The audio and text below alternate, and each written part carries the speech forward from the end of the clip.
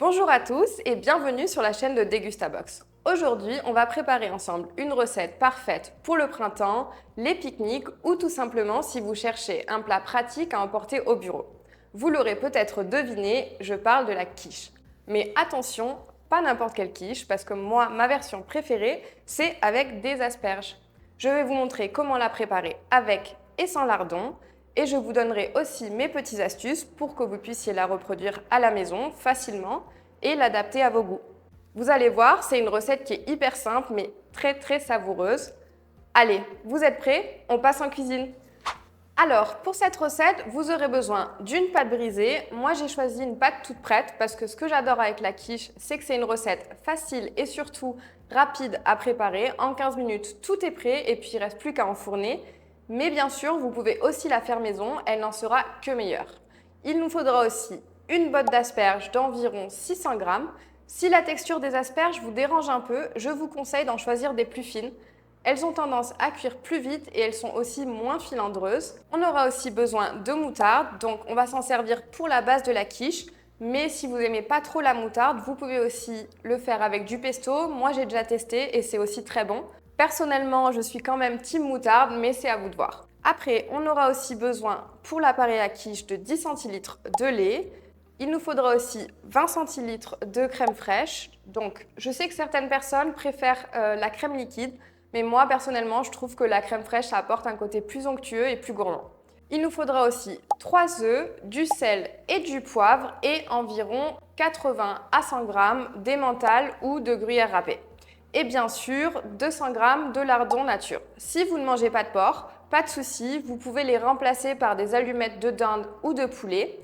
Et sinon, vous pouvez aussi tester avec du fromage comme du fromage de chèvre ou de brie, qui sont deux fromages qui se marient très bien avec les asperges. Bon, une fois que vous avez réuni tous les ingrédients, on peut passer à la suite de la recette. Allez, c'est parti!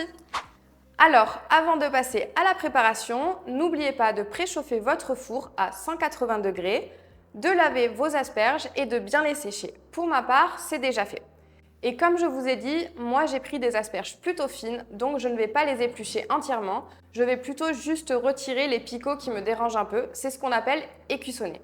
Mais bien sûr, si vous en avez choisi des plus épaisses, vous pouvez les éplucher entièrement. Alors maintenant, ce qu'on va faire, c'est qu'on va couper l'extrémité de l'asperge. Donc on va enlever un peu la partie qui est abîmée et qui est peut-être un peu dure. Et puis après, on les coupera en tronçons réguliers. Et alors, important, on garde 4 à 6 pointes pour la décoration finale de la quiche. Donc hop, je vais les garder et je vais simplement voilà, les égaliser, couper la partie qu'on voulait enlever. Hop. Et comme ça, on les garde pour la déco finale.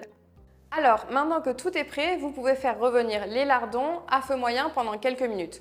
Une fois qu'ils commencent à prendre une belle coloration, vous pouvez ajouter les asperges pendant quelques minutes supplémentaires. Mais attention, bien sûr, on n'utilise pas les asperges qu'on a gardées pour la déco finale. Donc maintenant, vous allez pouvoir dérouler votre pâte et puis on va venir la piquer à la fourchette un peu partout, hop, comme ici.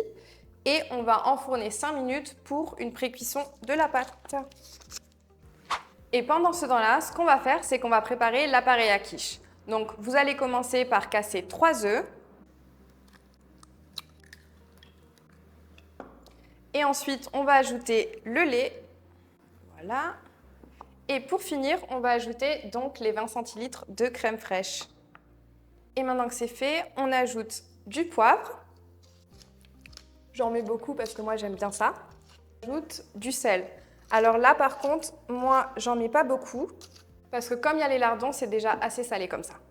Et puis, il ne nous reste plus qu'à mélanger le tout. Et voilà, maintenant que la pâte est pré-cuite, il ne nous reste plus qu'à étaler la moutarde. Donc, au niveau des quantités, vous ajustez en fonction de vos préférences. Moi, j'aime bien la moutarde. Hop. Et vous étalez un peu partout sur le fond de pâte. Je vais en rajouter un peu. Et voilà. Et maintenant, on peut ajouter donc les lardons et les asperges qu'on avait fait cuire avant. Et puis, il ne nous reste plus qu'à verser donc l'appareil à quiche dans le moule. Et bien sûr, on n'oublie pas non plus d'ajouter le fromage sur le dessus pour que ça gratine bien. Donc là, pareil, au niveau des quantités, c'est vous qui voyez. Moi, j'adore le fromage. Et on va finir avec la déco, donc en utilisant nos pointes d'asperges qu'on avait réservées au début.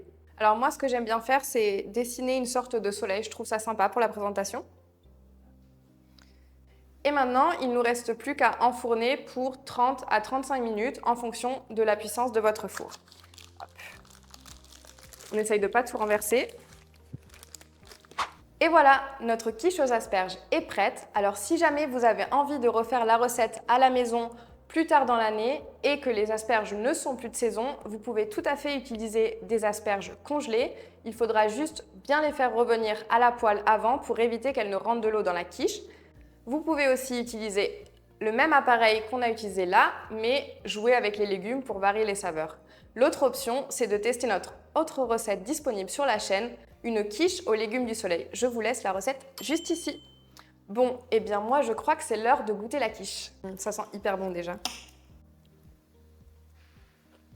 Franchement, elle est déjà excellente. Alors, elle est encore un peu chaude, mais on sent bien les asperges croquantes, il y a la petite note de moutarde. Franchement, c'est un délice. Je vous conseille d'essayer à la maison.